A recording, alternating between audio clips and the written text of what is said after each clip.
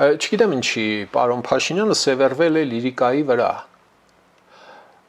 Ինձ օրինակ բոլորովին չի խանգարի, էլի, որ պետական միջոցառումներում հնչի այդ օրներքը իհարկե ստանդարտացված բառերով եւ մեղեդիով։ Հա, բայց թե որոշել են, որ պիտի երգչախումբ լինի, նվագախումբ, երգչախումբ լինի, բան լավ է կարել, լավ, պետական եւ համայնքային միջոցառումների ժամանակ պետական եւ համայնքային բյուջեներից ֆինանսավորվող միջոցառումներում կամ կազմակերպությունների միջոցառումներում թող լինի ստանդարտեցված։ Ժողովուրդը փողը տվել է կառավարման համար, պարգևավճարները, ռոջիկները բոլ։ Հա, լավ, դրեք ստանդարտեցրեք։ Հա, օքեյ։ Բայց այն մնացած հիմնարկներին չեք ուզում ստանդարտ պարտադրել, մի քիչ էլ կպարտադրեք ու մյուս հիմնարկները կասեն ախպեր մենք չենք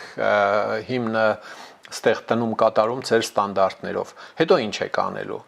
հետո որոշելու եք, որ բերեք կառավարության որոշման պարտադրենք բոլոր տեղերում, то չգիտեմ հիմնը այսպես այնպես օրներ կա,